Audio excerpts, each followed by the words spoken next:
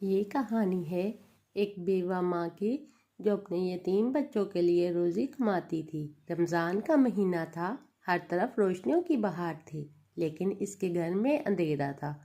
صبح کی اذان ہونے والی تھی جب اچانک بازار میں ایک عجیب منظر دیکھا گیا۔ ایک بندر اپنے چھوٹے ہاتھوں میں دہی کی پلیٹیں پکڑے بیچ رہا تھا۔ لوگ حیران ہو گئے، مگر اس کے پیچھے ایک ماں کی جدوجہد تھی جو اپنے بچوں کے لیے کچھ بھی کر سکتی تھی۔ مگر پھر لوگوں نے الزامات لگانے شروع کر دیے۔ کسی نے کہا یہ جادوگرنی ہے، کسی نے کہا یہ بندر چور ہے۔ یہ عورت بے بسی کے عالم میں اپنے بچوں کو دیکھ رہی تھی۔ وہ کیا کرتی؟ کیا وہ ان الزامات کا سامنا کر پائی؟ دیکھیں مکمل ویڈیو اور جانیں اس حیران کن کہانی کا انجام۔ چھوٹے سے گاؤں میں ایک بیوہ عورت اپنے 2 یتیم بچوں کے ساتھ رہتی تھی۔ اس کا شوہر ایک حادثے میں وفات پا چکا تھا اور اب وہی ان کا واحد سہارا تھی جو بچوں کی پرورش کر رہی تھی۔ غربت کی انتہا تھی، لیکن ماں نے ہمت نہیں ہاری۔ مدھم روشنیوں میں ڈوبی ہوئی گلیاں، ہوا میں بسی ہوئی گرم روٹیوں کی خوشبو اور کہیں دور سے آتی اذان سحری کی آواز۔ رمضان پر پرنور راتیں ہر کسی کے لیے رحمت اور برکت لے کر آئی تھی، مگر ایک کونے میں بیٹھی بوڑھی بیوہ کے لیے یہ راتیں آزمائش سے کم نہ تھی۔ وہ اپنے 3 چھوٹے یتیم بچوں کے ساتھ گزر بسر کر رہی تھی، مگر فاقے روز بڑھتے جا رہے تھے۔ اس کے پاس نہ شوہر کا سایہ تھا،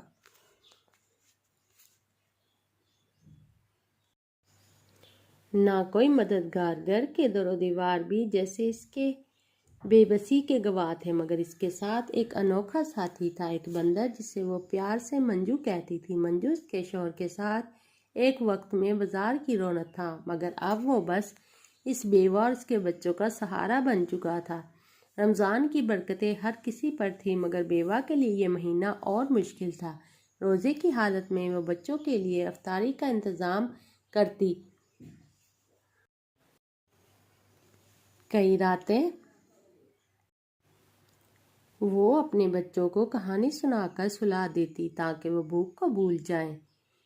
ایک دن اس نے فیصلہ کیا کہ اب مزید یوں نہیں چل سکتا۔ وہ گھر میں بیٹھنے کی بجائے کچھ ایسا کرے گی جس سے عزت کے ساتھ روزی کمائی جا سکے۔ مگر سوال یہ تھا کہ کیا؟ بیوہ کو یاد آیا کہ اس کا شوہر کہا کرتا تھا منجو بہت ہوشیار ہے، اگر اسے سکھایا جائے تو یہ کچھ بھی کر سکتا ہے۔ یہ سوچ کر اس نے ایک ترکیب سوچی۔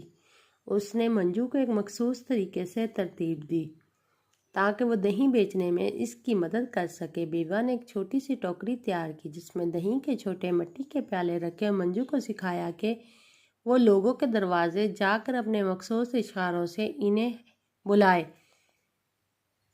سحری کے وقت جب ہر طرف خاموشی ہوتی تو منجو اپنی چھوٹی سی ٹوکری لیے گلیوں میں نکل جاتا اور پیاری حرکتیں کر کر کے لوگوں کو متوجہ کرتا اور ہاتھ کے اشاروں سے دہی خریدنے کا کہتا۔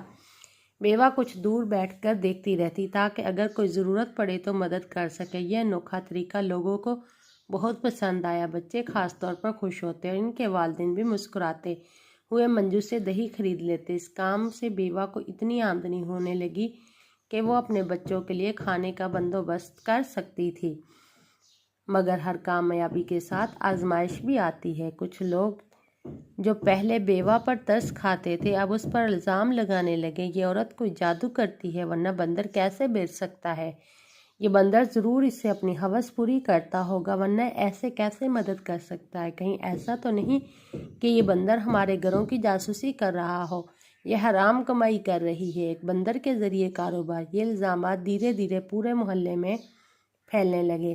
کچھ لوگوں نے اس کا ساتھ دیا، مگر کچھ نے سخت مخالفت کی۔ ایک رات چند لوگ اس کے گھر باہر جمع ہو گئے اور زور زور سے دروازہ بجانے لگے۔ نکلو باہر، ہم تمہیں یہ سب کرنے نہیں دیں گے۔ تمہیں ہمارے بچوں کے ساتھ کھیلنے کی اجازت کس نے دی؟ بیوہ سہم گئی، مگر وہ جانتی تھی کہ اس کا کام غلط نہیں ہے۔ وہ دروازہ کھول کر باہر آئی اور لرزتی آواز میں کہا، اگر میرے بچوں کو پالنے کے لیے میرا بندر میری مدد کر رہا ہے تو کیا یہ گناہ ہے؟ جب ہم بھوکے تھے تو کسی نے ہمارا حال نہ پوچھا، اب جب ہم عزت سے کھاتے ہیں تو الزام دیے جا رہے ہو۔ یہ سنتے ہی کچھ لوگ شرمندہ ہو گئے، مگر کچھ اب بھی مخالفت پر اڑے رہے۔ اگلی صبح جب لوگوں کو رات کا واقعہ معلوم ہوا تو کچھ نیک دل لوگ بیوہ کی حمایت میں کھڑے ہو گئے۔ ایک بزرگ شخص نے کہا، یہ عورت حلال روزی کما رہی ہے اور تم لوگ خواہ مخواہ اس پر الزام لگا رہے ہو۔ اگر تمہیں اتنی ہی فکر ہے تو اس کی مدد کیوں نہیں کرتے؟ یہ سن کر لوگوں کے دل پگھلنے لگے۔ کچھ نے بیوہ کے لیے راشن اکٹھا کیا، کچھ نے اس سے بہتر برتن اور دہی کے لیے دودھ دیا اور کچھ نے اس کے بچوں کے لیے کپڑے لا کر دیے۔ رمضان کے اختتام تک بیوہ کی کمائی اتنی ہو چکی تھی کہ وہ اپنے بچوں کے لیے نئے کپڑے اور اچھا کھانا خرید سکی۔ اس کے بچے اب خوش تھے اور منجو بھی ہر روز سحری کے وقت اپنی مخصوص حرکتوں سے لوگوں کو ہنساتا اور اپنا کام جاری رکھتا۔